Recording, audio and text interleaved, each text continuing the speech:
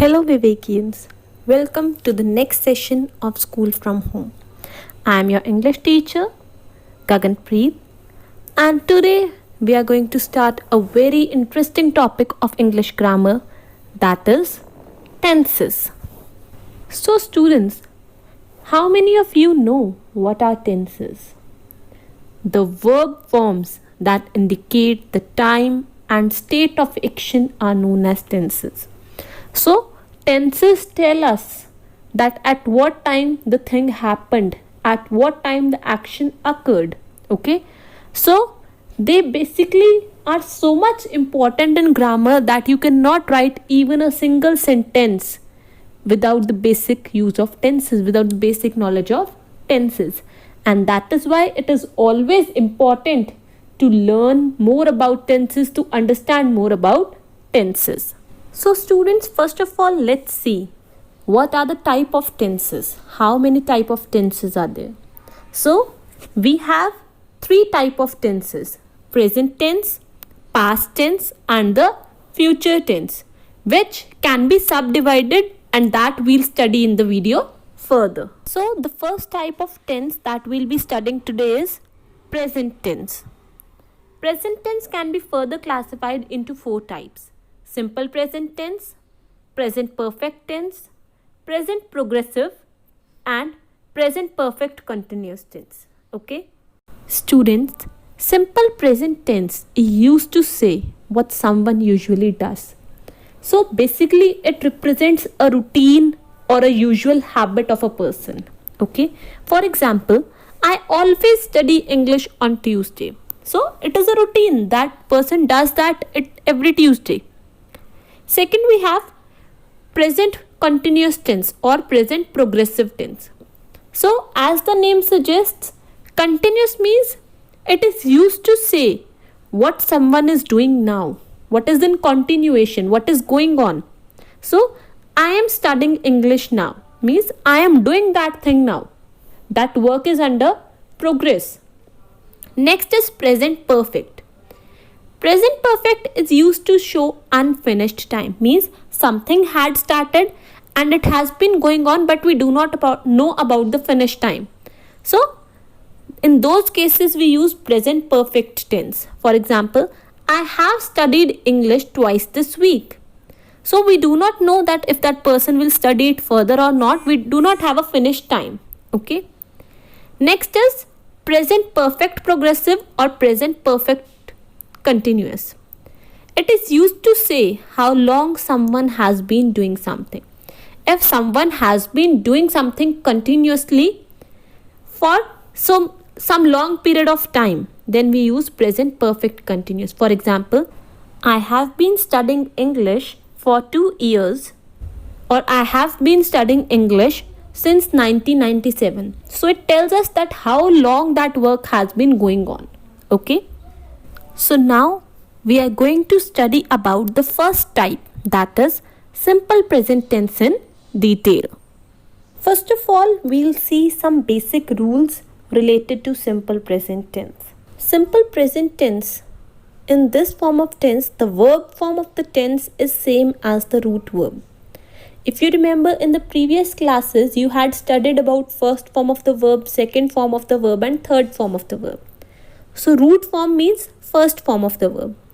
For example, I sleep peacefully. Here sleep is first form of the verb.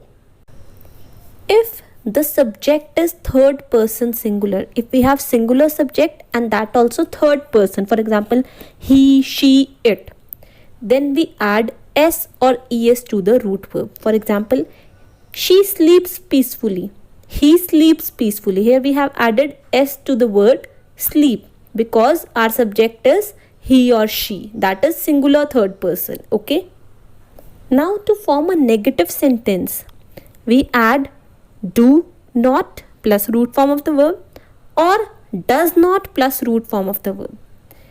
If the subject is third person singular, we add does not, and if it is other than that, we add do not. For example, I do not sleep peacefully. She does not sleep peacefully. So we have to add do not or does not with the root form of the verb. To form interrogative sentences, we use the rule do/does plus subject plus root form of the verb. If the subject is third person singular, we use does. Other than that, we use do. Okay, and because it is simple present tense, we'll use root form of the verb. For example, do I sleep peacefully? Does she sleep peacefully? So with I we used do, and with she we used does.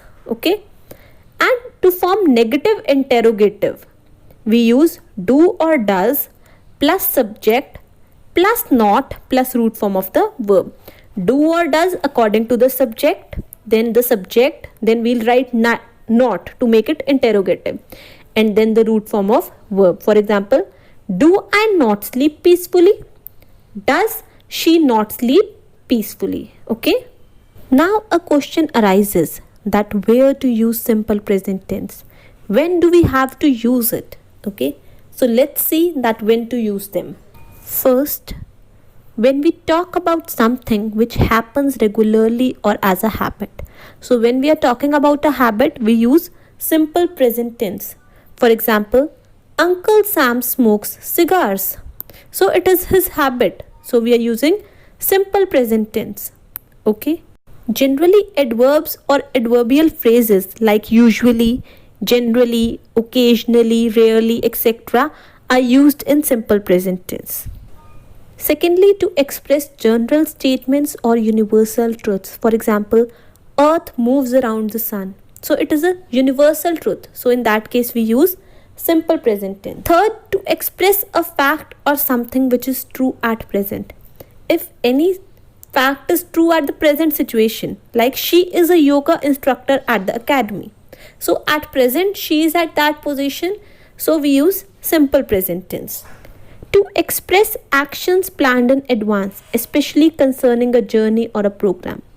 If there is a action that is planned in advance, for example, we leave for Europe during summer vacations. So it is already planned.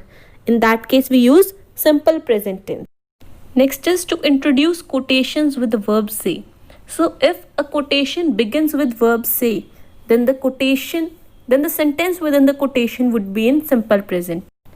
In running commentaries on sporting events, if there's a sports events and running commentaries, live commentaries going on, then we use simple present tense. For example, Virat calls the player at the non-striker end to take a run. So it is a live commentary.